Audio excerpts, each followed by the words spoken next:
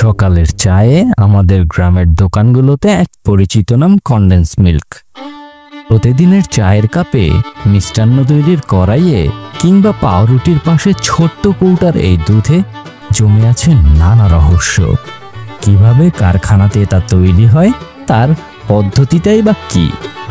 এই ঘন মোলায়েম কনডেন্স মিল্কের শুরুটা হয় একেবারে খামারের তাজা দুধ দিয়ে।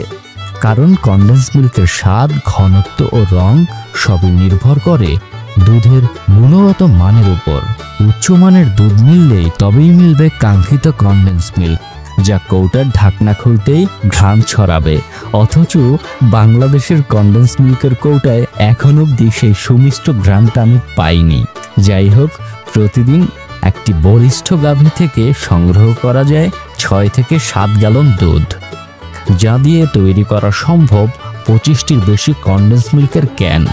তবে সেক্ষেত্রে দুধ তাজা ও বিশুদ্ধ হওয়া অত্যন্ত জরুরি। বিদেশি কনডেন্স মিল্ক কারখানায় এসব দুধের পেছনে রয়েছে খামারের কঠোরভাবে গরুর যত্ন নেয়ার গল্প। কথাই আছে, যে গাইটা দুধ দেয় তার লাথিটাও মজা লাগে।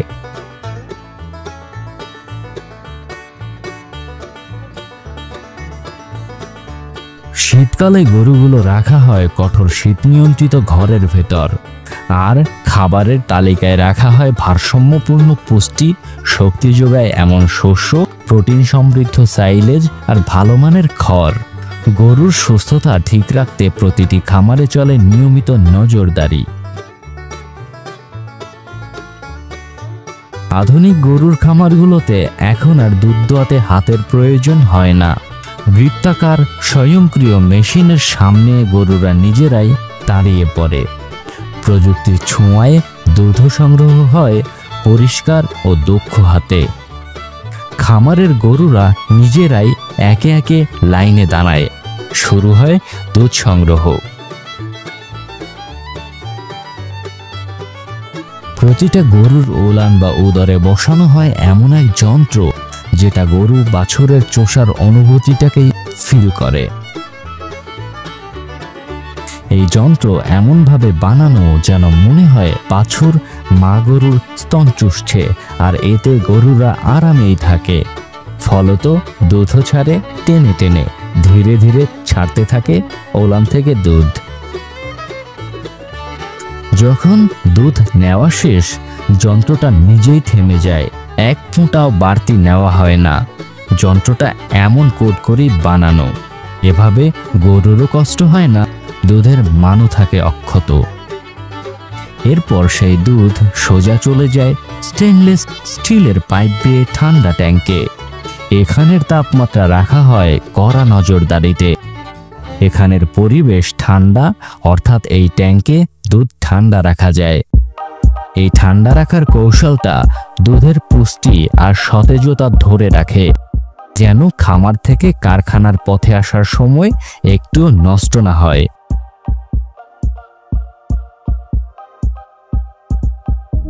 এরপর শুরু হয় সময়ের সঙ্গে সঙ্গে পৌঁছানোর দৌড়। যত দ্রুত সম্ভব এই দুধ কারখানায় পৌঁছে দিতে হবে। কারখানায় পৌঁছে দিতে এই দুধ তোলা হয় ইনসুলেটেড ট্যাঙ্কারে। এটা এমনভাবে তৈরি ট্রাক, যা ভেতরের দুধকে 4 ডিগ্রি সেলসিয়াস তাপমাত্রায় স্থিতিশীল রাখে। প্রতিটি ট্রাক একবারে বহন করতে পারে প্রায় 6000 গ্যালন দুধ। এক ট্রিপেই তৈরি হয়ে যেতে পারে 24,000 ক্যান কনডেন্স মিল্ক। ভাবতে পারেন? এই ট্যাঙ্কারগুলো নিয়ম করে ধোয়া হয়, জীবাণুমুক্ত রাখা হয়, যেন রাস্তার ধুলো, বাতাস বা কোনো জীবাণু দুধে ঢুকতে না পারে। কারণ যতটুকু সময় দুধ ট্যাঙ্কারে যেতে যেতে রাস্তায় থাকবে, ততটুকু সময় ধরে এই দুধ ভালো ও সতেজতা ধরে রাখার লড়াইটা চলবে। যখন দুধ কারখানায় পৌঁছায়, তখনই আসে সবচেয়ে কঠিন ধাপ, গুণগত মান যাচাইয়ের ধাপ। ল্যাব টেকনিশিয়ানরা প্রতিটি ব্যাচ থেকে নমুনা নিয়ে দেখে নেন ফ্যাটের পরিমাণ ঠিক আছে কিনা, জীবাণুর স্তর নিরাপদ কিনা। দুধে তো সামান্য ব্যাকটেরিয়া থাকবেই, তবে সেটা নিয়ন্ত্রিত কিনা। আর শেষে সেটা হলো আসলে এই দুধ খাঁটি তো। কেবলমাত্র সবচেয়ে মানসম্পন্ন দুধেরই অনুমতি মেলে কারখানার ভেতরে ঢোকার। তারপর সেই দুধ ঢুকে পড়ে বিশাল সিলো ট্যাঙ্কে, যেখানে দুধ ঠান্ডা রাখার হাইটেক ব্যবস্থা থাকে। এইখানে দুধটা সাময়িক বিশ্রামে থাকে, প্রস্তুত হতে থাকে আমাদের কাঙ্ক্ষিত কনডেন্স মিল্কে রূপান্তরিত হওয়ার জন্য।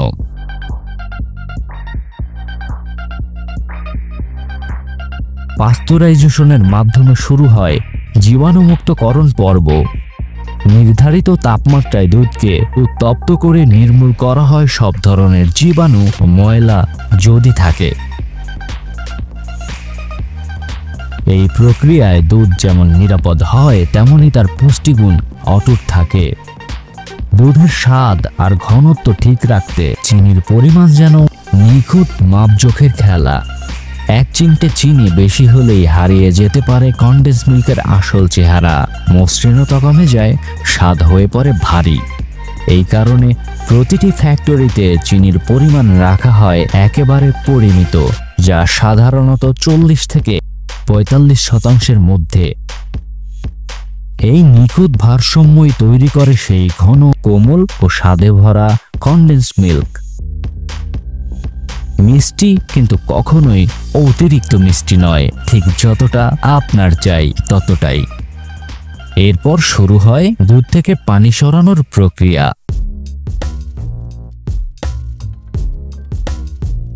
বিশাল ভ্যাকুয়াম যন্ত্রের সাহায্যে দুধের অতিরিক্ত পানি ধীরে ধীরে ঝরিয়ে ফেলা হয়। এই পদ্ধতিতে তাপমাত্রা থাকে অনেক কম, তাই দুধের আসল স্বাদ থাকে একেবারে ঠিকঠাক, না পুড়ে না কটু গন্ধ বের হয়, বরং থাকে ঠিক যেমন হওয়া উচিত, মোলায়েম ও সতেজ। এই ধাপে দুধের প্রায় 60% পানি বাষ্প হয়ে যায়। দুধ হয়ে ওঠে আরো গাঢ়, আরো ঘন। এরপর আসে হোমোজেনাইজেশন নামের এক গুরুত্বপূর্ণ প্রক্রিয়া, যেখানে দুধের ফ্যাটের কণাগুলো ভেঙে মিশিয়ে দেওয়া হয় এক রকমের মোলায়েম ভাবে। ফলে দুধ হয় একদম মসৃণ, আর ফ্যাট আলাদা হয়ে ভাসে না কোথাও।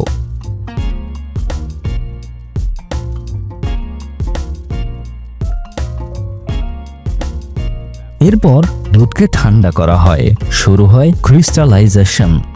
এর মাধ্যমে দুধের সাথে চিনি মেশানো হয়।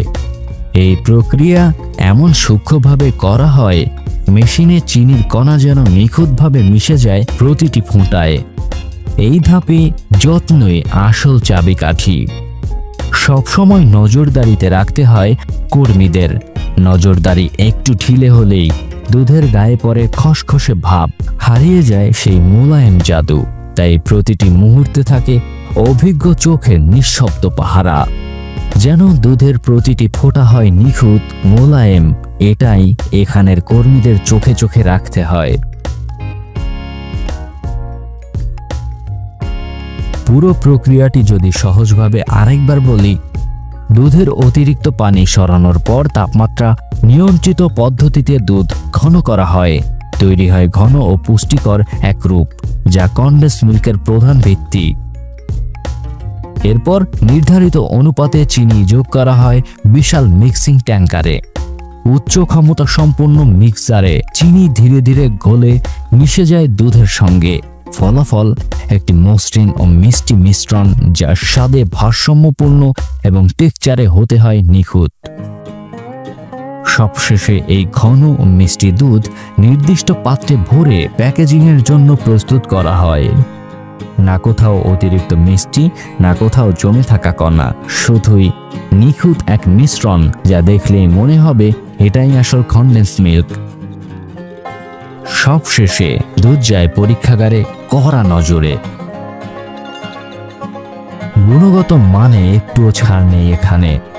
প্রতিটি ব্যাচকে পেরোতে হয় মান পরীক্ষার ধাপ, যেন প্যাকেটে পৌঁছায় কেবল সেরা কৌটাটাই। পরীক্ষায় পাশ করলেই শুরু হয় প্যাকেজিংয়ের। স্টেনলেস স্টিলের ক্যানগুলো সারিবদ্ধভাবে এগিয়ে চলে, যেন এক শৃঙ্খল যাত্রায় অংশ নিয়েছে সবাই। স্বয়ংক্রিয় রোবোটিক একটি মেশিন নির্ভুলভাবে প্রতিটি ক্যানে ভরে দেয় নির্ধারিত পরিমাণের ঘন দুধ। তারপর জীবাণুমুক্ত ঢাকনায় বন্ধ হয়ে যায় সেই মিষ্টি মহার্ঘ উপাদান, যেন সংরক্ষিত থাকে দুধের তাজা ঘ্রাণ, কোমলতা আর পুষ্টি দিনের পর দিন, মাসের পর মাস। রেফ্রিজারেশনের ঝামেলা ছাড়াই দীর্ঘদিন নিরাপদে থাকে কনডেন্সড মিল্ক। তবে এখানেই শেষ নয়, এর প্রস্তুতির গল্প শেষ ধাপেও থাকে নিখুঁত নজরদারির আওতায়। প্রতিটি সিল করা ক্যান পেরোয় এক কঠিন পরীক্ষার মধ্য দিয়ে। আধুনিক সেন্সরে মাপা হয় ওজন, খোঁজা হয় প্রতিটি মানদণ্ডের সঙ্গে মিল রয়েছে কিনা। যে ক্যানে সামান্য বিচ্যুতি দেখায় তাকে সরিয়ে দেয় স্বয়ংক্রিয় মেশিনটি। এটা সত্যি ডিসঅ্যাপয়েন্টেড বাট কোয়ালিটি বলে কথা। এটার কারণ একটাই, চূড়ান্ত যাত্রায় কেবল তারাই টিকে যাবে যারা নিখুঁত, সে কনডেন্স মিল্ক হোক বা মানুষ। কনডেন্স মিল্ক কেবল দুধ নয়, বহন করে এক নির্ভরতার প্রতিশ্রুতি।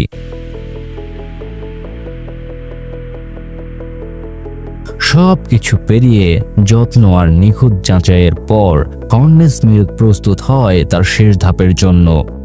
এদিকে ধোয়া হয় আর ক্যান প্রস্তুত হয় লেভেলের জন্য।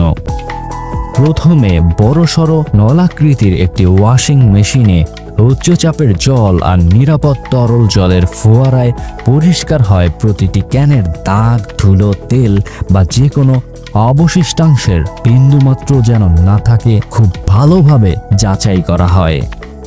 এরপর ক্যানগুলো যায় শক্তিশালী ওয়াইন্ড জেটের নিচে। একটা ফোঁটা পানীয় যেন না থাকে ভেতরে বাইরে, ক্যানটাকে হতে হয় শুকনো ও পরিষ্কার। এই কারণেই লেবেল লাগানোর আগে ক্যান থাকে একদম শুকনো, আর এতে ফেটেও যায় না লেবেল, ধুলাও ধরে না গায়ে। এরপর আসে লেভেলিং স্টেশন, এক আধুনিক স্বয়ংক্রিয় সিস্টেম যা প্রতি মিনিটে প্রায় 400টি ক্যানকে পরায় তার পরিচয়ের জামা। লেবেলে থাকে ব্র্যান্ডের লোগো, পুষ্টিগুণ, মেয়াদের শেষ তারিখ আর বারকোড। প্রতিটি ক্যান ঘুরিয়ে ঘুরিয়ে করা হয় চূড়ান্ত চেক আপ, সব ঠিকঠাক বসছে তো। আর এরপরই এই মিষ্টি ক্যানগুলো ছড়িয়ে পড়ে বিশ্বের নানা প্রান্তে। দোকানের তাক থেকে উঠে আসে মামার চায়ের দোকানে আর তোমার আমার রান্নাঘরে। এই ছিল আজকের কনডেন্স মিল্কের গল্প। খামারের দুধ থেকে শুরু করে নিখুঁতভাবে লেবেল লাগানো ক্যান পর্যন্ত কিভাবে তৈরি হয় আমাদের সবার প্রিয় কনডেন্স মিল্ক, আশা করি বুঝতে পেরেছেন। যদি এই মিষ্টি যাত্রাটা ভালো লেগে থাকে তাহলে লাইক দিন, কমেন্টে জানান কেমন লাগলো। আর এমন আরো মজার মজার ফ্যাক্টরি মেডের গল্প পেতে সাবস্ক্রাইব করতে ভুলবেন না সজলস হাব। আবার ফিরবো নতুন কোনো স্বাদের খোঁজে। সে পর্যন্ত আল্লাহ হাফেজ, টাটা এন্ড গুড বাই।